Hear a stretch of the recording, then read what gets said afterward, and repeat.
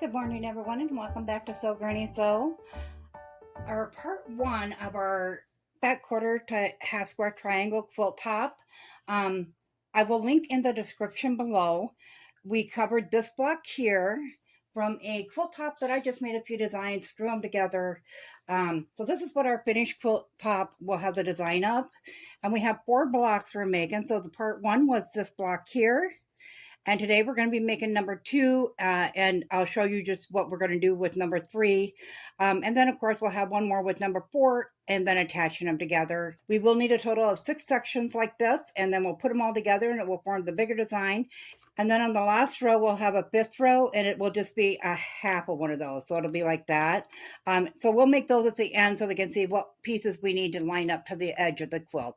With the first video, I had said we're going to need 14 lights and 14 darks. I want to make that a correction. We're only going to need 12 lights and 12 darks to get a 5 foot by 6 foot quilt, which is generally the size I make.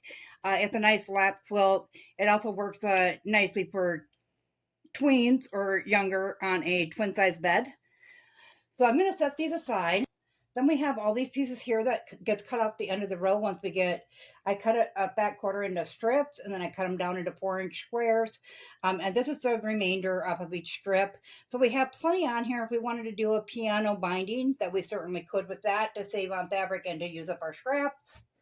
And we could take our extra back quarters to sew together. In general, I get a 4-yard piece, or 4 yards total, to do my backing on a 5 by 6 quilt. So with all the back quarters we're going to have left, we'll be able to do the backing as well. It will have a bonus quilt because you'll be able to utilize it on either side, but our backing will be a little bit simpler than our front. So we have another group of 8 back quarters ironed flat and cut down. So when I ironed those flat, cut them down, I made up the half square triangles. I'm just taking 4 of each darks and then pairing the 4 different lights with them to come up with a variety, which gives you 16. And then I leave the pile sit there because we're going to start combining them on the next round. So you do end up with 2 of each kind when you sew them together. So I'm going to set these ones I have not trimmed up yet. If you haven't watched part 1, you want to be sure to do that because I go into greater detail of how you do your half square triangles and so forth. On your half square triangles, once you got them cut out, we're going to slide these aside here. We're just going to lay out our pattern. And I like mine mixed up, as you've seen on the first one. I don't want a set, like 4 of these together like that. I don't want that. I want them all mixed and matched. So on the second one, we need our peak of dark to go downward.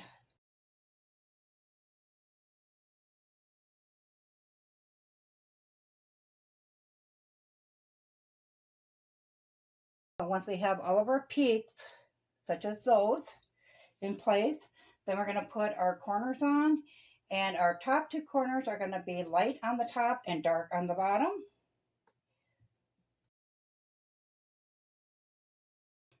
And then our bottom ones will be light on the bottom and dark on the top.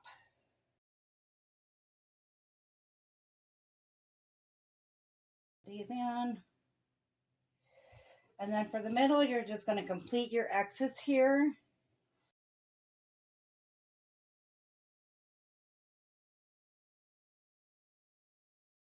And it will look like that. So all we're going to do to sew these together is we're going to flip the outside rows onto the inside rows once again, just as we did in the first block.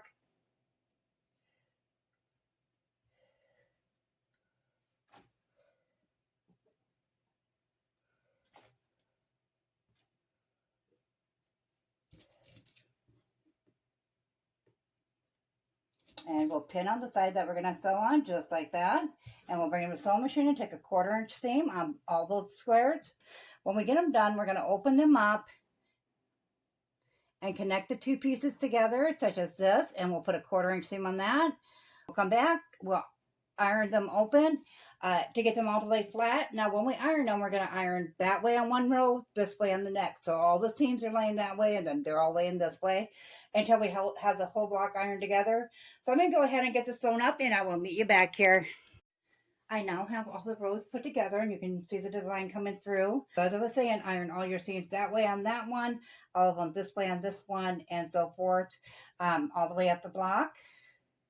So we're to connect them, we're just going to flip that over once again, line up that top edge, nest those seams together, and put a pin in. So we're going to do that all the way along here.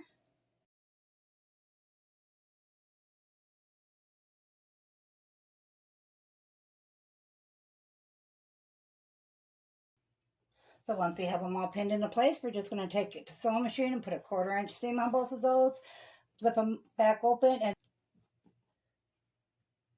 and then we'll connect the two together just as we're doing with these ones. When I go to iron them, once we got them all sewn in, I'm going to iron these last 3 seams open, so it lays a little bit flat when you're connecting the squares. So I'm going to go ahead and get this done, and I'll meet you back here. So we have this block completed now, and as you can see, I just ironed those all open. So when we put our first block, which I went ahead and I did trim these down to the 12.5 inches we need, just so I can show you when we put this together. See how it runs a continuous design on it? So at this point, when you're hooking your blocks together, all you would do is flip this over. If you want, you can lay them out. Here, let's turn these over backwards here. If you want, you can lay them out because these are movable. You know, they will line up like that. With the diamond one, these ones, of course, the dark and light would be switched spots if you do that. And if you switch some spots, you can see it doesn't do that design. So you want to make sure you got this one the right way, and whatever way that's laying, so you got the open seams going this way, then you want to make sure your open seams are this way. This works with the toss fabric. It will not work with like a stripe or something like that. Well, these ones are like that, but they're just kind of a wave and they're tonal. So I was fine with the direction change. So then you're just going to flip it over, line up those seams, draw your pins in,